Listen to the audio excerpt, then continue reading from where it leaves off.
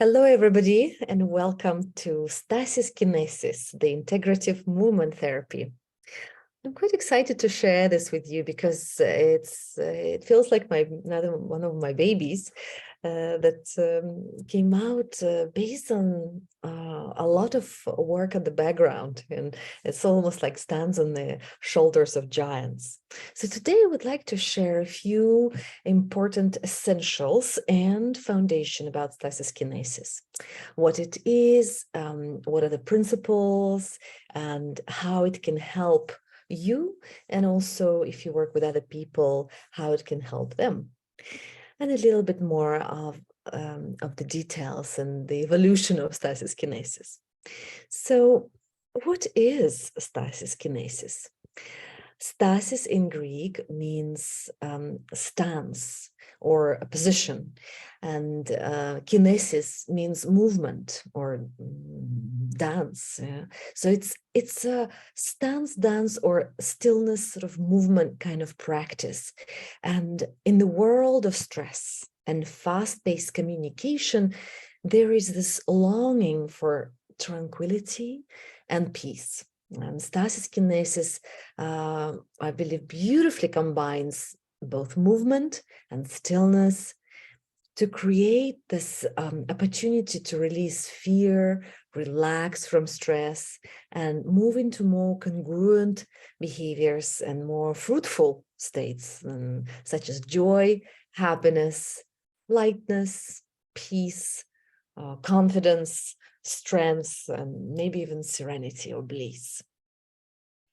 It's a practice that stems from Siberian dance. I come from Siberian sort of shamanic roots.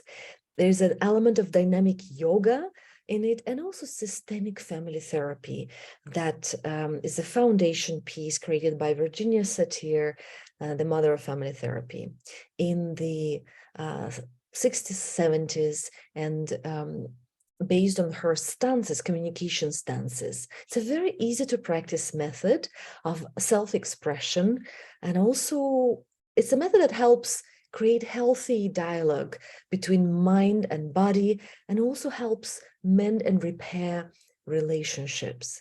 So of course, it's very beneficial for people who maybe suffer from low self-esteem or lack movement in everyday life, maybe suffer from mood swings, or they need that self-expression, or they feel maybe stuck in their life, or they may be going through the crossroad or a stressful period. Maybe they want to just get more joy and happiness, or maybe they just want to feel a little bit more, light and sense of freedom. So it is really looking at the body in a different way. It has some elements of sculpting, family sculpting. It's a process of looking at the family dynamic or behavior and using and working with our body to represent how we feel and what kind of relationship and dynamic we had or are having in our families. Sculpting is a therapeutic technique used in psychodrama to create a visual representation of a family system.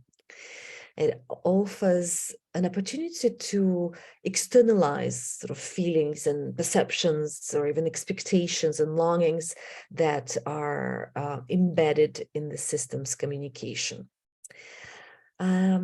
So Stasis-Kinesis comes from this kind of integrative stance, combining effective research-based elements from a wide range of therapies: psychodynamic, cognitive behavior, experiential, person-centered, solution-focused, positive, transformational, and systemic, as well as somatic and interpersonal.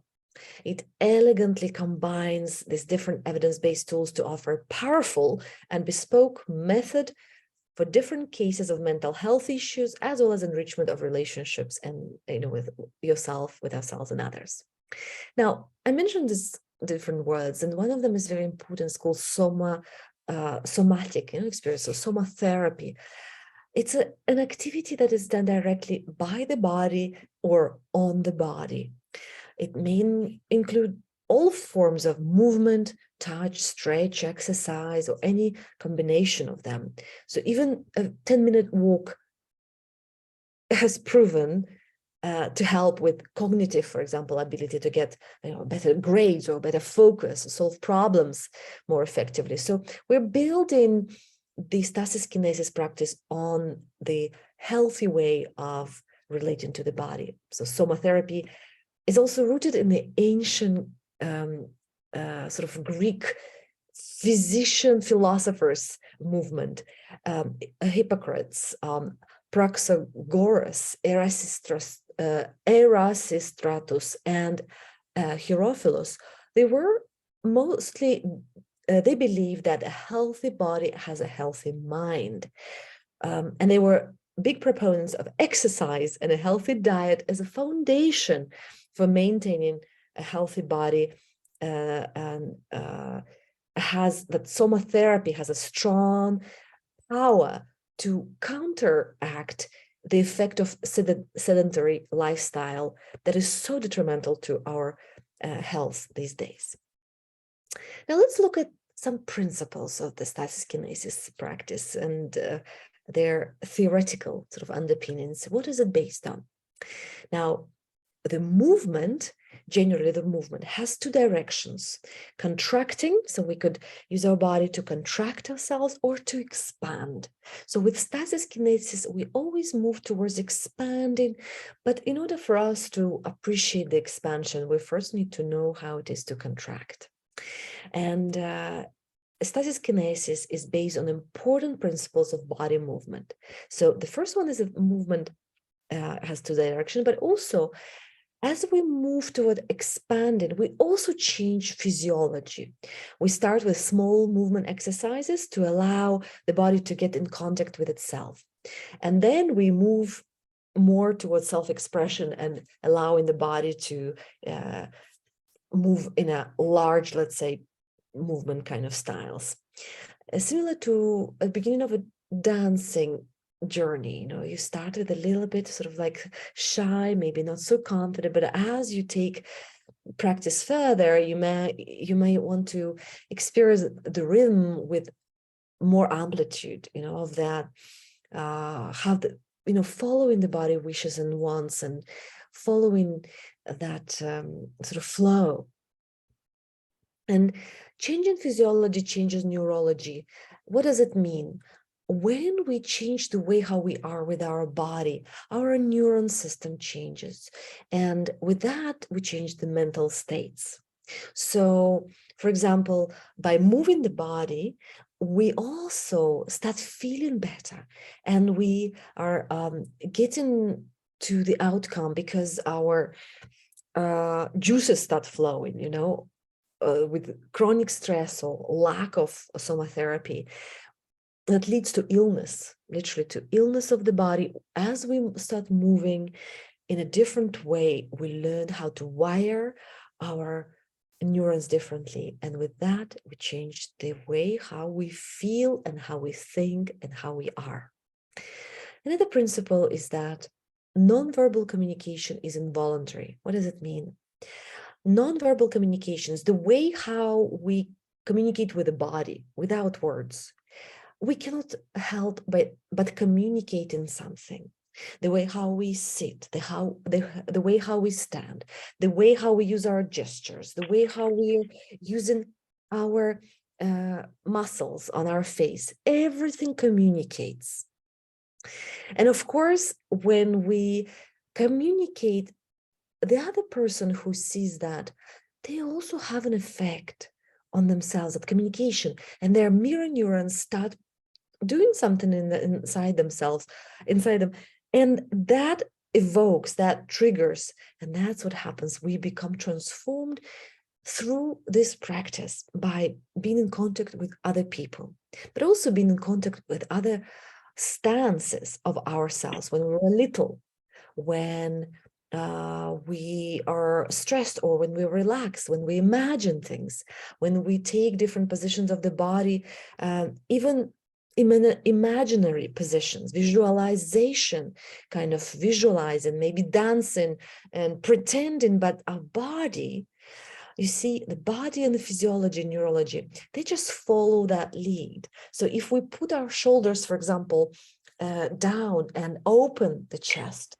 and we look up, we can feel much better than when we look down, or when we, for example, smile. There's a completely different feeling than when we don't smile, or when we put our hands and when we spread ourselves in a big position of the body.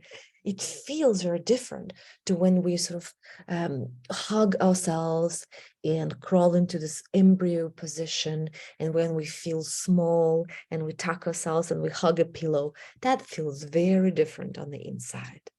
So we build on this, and we use this kind of insights from the body work in Stasis-Kinesis work. And of course, the core is the coping stances, is that experiential practice the Stasis-Kinesis is built on. Now, I often start that part with the, say, preamble. All families communicate in some functional and some dysfunctional ways. For us to learn how to communicate better, we need to learn to cope with stress in a more congruent way. Experientially, we want to first understand these communication stances with our body, and then our mind can make a choice of which style and which strategy to choose. So let's start. And here are 5 classical communication coping stances that can be transformed from stress to flow. Okay, so the first is sort of started from a blaming. Everybody knows, or if not themselves, but they know somebody who's good at blaming other person or a situation or a circumstance of some sort. So a blaming stance or a blamer is a stance where a person takes a position of blaming someone or something else without taking responsibility for themselves. The underlying need, though, is to be protected, safe, and respected.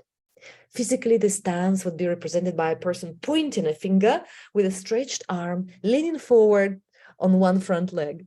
The front leg is sort of 1.5 shoulders lengths apart and slightly bent, and a back hand is on the waist. The feeling in this position is not balanced and strains on the shoulders. Now, if you just do that and experience how it is to blame somebody, you will notice that there's a lot of strain in the shoulders. And a lot of people who get angry, they complain about pain in their shoulders, interestingly. Now, the opposite of that blaming stance is a flow stance of a peaceful warrior. And it's an antidote to the blamer. It is a position that is driven by the need for protection and safety, similar to blamer, but it is more congruent. Physically, the stretched arm goes up above the head with an open palm and the tip of the fingers facing up. So looking above and smiling maybe, you just feel how from the blamer you turn into, like in yoga, a peaceful warrior. It's a bit more strong and energetic. Now, the second pair is called placata and poetry. So placata, it's a stress stance, and it's normally when we take a blame on us. It's a stance when a person takes the position of a victim and takes full responsibility for themselves and more. The underlying need is for love and care, as well as strength and stability. Physically, the stance would be represented by a person bending one knee and putting it on the ground and looking from down up, making a begging sign with their sort of hands, as though asking for forgiveness. And the upper body and head slightly bent on one side, palms are open facing up. A position is not comfortable and strains one side of the body, which is bent. Now, in that position, a lot of people complain their neck pain or the back pain, sometimes even leg pain. So when they're not physically like that, but just the placating stance and communication, chronic communication placating, they also tend to experience this kind of struggles in their body. Interesting to notice that dynamic in play here. Now the flow is the opposite stance of the placata is called the power tree. And when I created the opposite stances, it's just to help us move from stress to flow. And that's where the Stasis-Kinesis really takes the space, because it's a beautiful practice to move and experience the antidotes. So it is a position that helps create balance and brings stability and strength to the body. Physically, it would be represented by standing up from a placating stance and raising both straight arms above the head. Feet, shoulders width apart, head looking straight with a slight smile. For an advanced position, one can bend one leg and put a foot on the inner thigh of the other leg. It's almost like a yoga position, of the tree. And the feeling is so different. Wow. When a placata creates the power on the inside, and you just do that and experience how it feels, you will know and you will never forget. The third pair is called super reasonable humble monk. The stress stance of super reasonable, or a computer, some in Virginia's books, is a stance when a person hides real emotions behind logic and facts. A computer generally prefers to use a monologue or a critique when under stress. The underlying need is for understanding and wisdom, as well as for being in peace. Physically, that is represented by folded arms and one arm's pointy fingers touching a cheek or finger pointing towards the ceiling. It's kind of like a body weight is on one leg, creating an unbalanced position for the body, but the person is closed.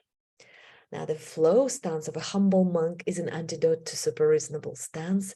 The body becomes straight and palms touch the heart's level in the Namaste sign, and head facing straight with a slight smile, and maybe even moving forward, just bending.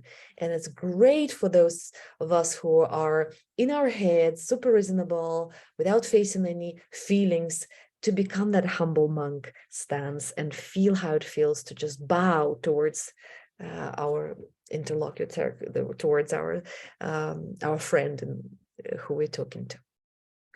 Now, the fourth dichotomy is called distractor core harmonizer. A stress stance of a distractor is a position when a person doesn't want to face a tough reality and prefers to deviate to a different topic and hides a feeling behind another agenda. A person generally brings humor or skips difficult subjects, even adds chaos to create emotional stability and harmony without initiating a conflict.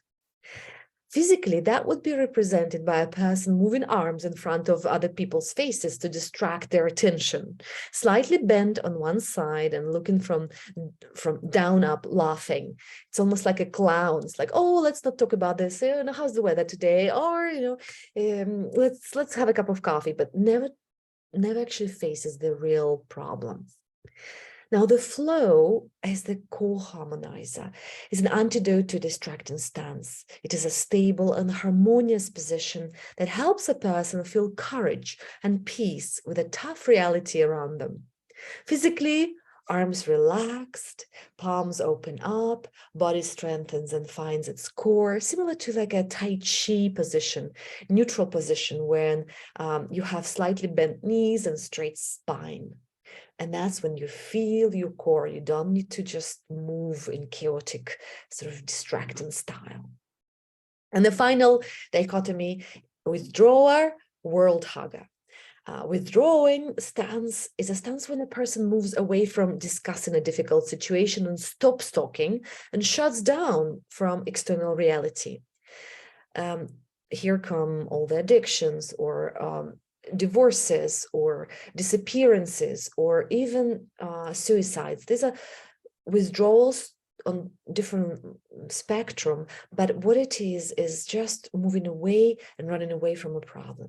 The underlying need here is for trust, openness and touch, the very things a person moves away from, which is counterintuitive.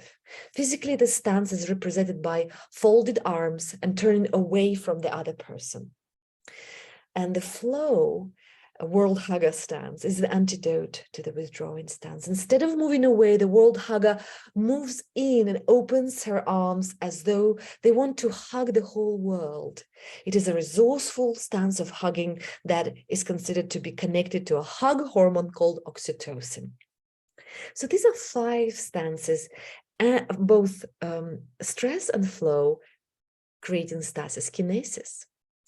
Now, the somatic practice of moving the body actually is very important, not just to hear it, but try to move your body too, because it creates a bridge between unconscious behavior and stress and conscious reconstructed reality to bring the family system in balance. Now, we sometimes work in groups, right, in big groups, but mostly we work in triads, in groups of 3. Now, each group chooses who will be the who will be playing a child, and then a child's mother and a child's father. Normally, it's kind of a classical family structure. Now, of course, recently we have also added the surrogacy or the single parent, but always a single parent has the other parent, because it takes an egg and a sperm to create a child. Now, it may be that biologically there was a sperm and an egg, but actually the family, it may be a lesbian or gay family, it may be adopted a child, maybe a foster child. It covers all sort of variations. But what we're talking about is, for example, if a child was adopted, they were still parents. They just became an adopted withdrawal stance, both of them. So we would represent that in as a mother and father adopting that withdrawal stance, and the role model, the play would be from the withdrawal to world hugger. So the child can experience this new reconstructed reality that they probably have never experienced in real life. But what we know is magic, that once we experience it in our body, once we imagine, once we experience something different, our neurons know, and they connect, and when they wire together, they fire together, and they create that new circuitry. And that's what is something that we've discovered in neuropsychology, neuroscience, that the more we practice healing methods, healing modalities, especially this integrative movement modalities, the faster we heal and rebuild and repattern and transform our broken links, so to say. So reconstruction happens through body movements, and a lot of dance therapists know that when they see anecdotal evidence in most cases, or case studies where the person recovers from a mystery disease, or they recover their relationship after a prolonged dancing practice. Of course, it's not like a one-off quick fix kind of thing. It takes some consciousness, it takes some mediation, it takes some facilitation. It also takes some processing, because what we want to do is to connect the left hemisphere with the right hemisphere in the practice that combines both. And in this case, Stasis-Kinesis does exactly that. It creates a practice that combines both. So neurology and neurobiology of stress, when we have the tense and tightening muscles, we of course activate our fight or flight response, and our vagus nerve and the sympathetic nervous system becomes activated. Also, the dorsal vagus nerve gets activated sometimes, and it shuts down the system, which turns into depression and disconnection, that withdrawal. Or it can turn into sympathetic reaction like a distractor, or it could turn into a blamer, a fighting response. So what we want to do is to calm and soothe our vagus nerve, and from dorsal vagus we want to turn into a ventral vagus, when we feel open, when we feel connected, when we feel relaxed, when we feel the trust and sort of the juices flowing again. Now, of course, it's a bit of a work to do, right? So it's not like we can do it in one day. So let me share my screen, and you can see how that works schematically as well. So hopefully you can see this little graph that I've created, and it's based on the Satir change process, okay, where we have the time at the bottom and then the productivity on the vertical line. And we always start in the old status quo. Now, at some point, there is some enriching element or the foreign element that comes in to change something. It may be a forced change or a desired change, doesn't matter, but there's some resistance generally always from our mind that is busy doubting or busy conflicting or busy finding problems. And once resistance is over, there's generally a bit of chaos, right? The chaos that is a very low productivity moment, but in every change process, it's required. And at some point, we turn into this integration of a new status quo, and we go to a new behavior. So Stasis-Kinesis is built on the Satir change model. Of course, we expect at some point there's chaos in the process when we start looking at the family of origin dynamic, and we're realizing, oh my gosh, that's what my parents did. When we ask the triad to work out for that, let's say, star, what was the what was the coping behavior of your mother? What was the coping behavior of your father when they were in conflict with each other? And out of this 5, blamer, placator, super reasonable, distractor, withdrawer. And when we put it together, and here I would like to show you an example of the triad, which is a possibility of of 5, right? A possibility of 5. You have, for example, here, parent 1, super reasonable, parent 2, distractor, and a child adopting a blamer stance. Now, this is kind of the 3 hexagons in the middle, triangle. That's a blueprint. It's a stress blueprint of this particular family unit where a child grew up. And once we know that, we know how to help this child, even if they're not child anymore, if they're grown up. So let me give you a couple of examples. So here, for example, it's a combination of 3 blamers, red. It also has a color to it, so it's easier to understand. And that's how we teach Stasis-Kinesis for practitioners. So parent 1, parent 2 are both blamers, and the child is blamer. This triad is fighting a fire, a feisty relationship full of turbulence and conflict. Hard to stay relaxed and calm in this family unit. One of the 3 members of the triad will keep stirring the fire to experience anger, to release it. This is done to protect the needs, either personal or of the family. It's quite tiring to fight after some time, although initially it can feel quite exciting, significant, or even purposeful. Learning how to turn blamer into a peaceful warrior is the next step for this family. Funneling all this active and strong energy into a common cause. Becoming a leader of a meaningful project could be a good change. Learning to connect with calm people and nurturing is a possible solution. Family therapy, systemic work, and ground oneself in a soothing practice, be it meditation or listening to music, swimming, relaxing, reading, journaling, and breathing exercises.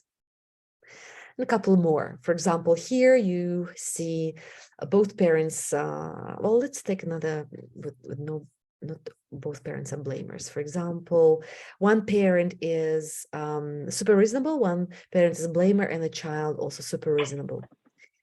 In this family constellation, the child sides with the super reasonable parent as though she says, I long for your love, so I will be like you.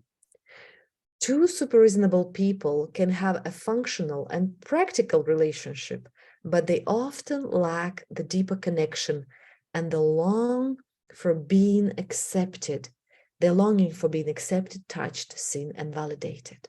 The blaming parent becomes the emotional outlet and provokes the other two family members to raise the game of dialogue to show some emotions. But often the answers of super reasonable only aggravate the blaming parent even more. Often the dialogues become passive-aggressive with a lot of sarcasm and judgment without showing emotions on the super reasonable front. Taking the position of a judge makes the angry person even angrier. The transformation can happen in many ways. For example, for a super reasonable to admit their lack of emotions and hold physically to soothe the blamer. So just hold, just hug physically. To connect eyes to eyes, to listen quietly to the emotions of the blamer, for the latter to breathe. So for the blamer to breathe in and out deeply after taking a cooling pause to calm down. Having a dialogue in a more congruent, calm way would be a good start to express the longings and yearnings, expectations, and needs. And another example is when a parent one is a blamer, for example, parent is super reasonable and child a placater. In this family triad, all three members display different coping strategies under stress. The child plays a placater role, taking the blame and criticism, reducing her self-esteem for the benefit of her parents, mostly without being aware of that. A blaming parent feels much more peaceful with a placating child, as the trigger point has diminished and reduced with the placating stance. In some cases, though, blamer feels more empowered to blame the little child even more. Emotional release from a parent to a child, scapegoating or shaming are the troubling sides of this family triad. Unbeknownst to the parents, the child becomes the emotional waste container. Eventually, the little placater either gets sick and physically or emotionally and becomes such a wreck that problems start becoming more of a mental health illness. Family therapists will be of help to assist the child to get their self-esteem back so that they can form their congruent and leveled communication stance to counterbalance the triad dynamic. Now, these are just examples of different variations of this fascinating dynamic among the three people, a mama, papa, child. And there are more than 50 different variations and all have different story, kind of say. All of these have different flavor. And of course, they vary from one to another, but there are some interesting core dynamics that we notice based on our practice in this field. And of course, we could do different work. It can work individually, like you see here, with different figurines and different statuettes or shapes and forms and just things that a person has available, even through online.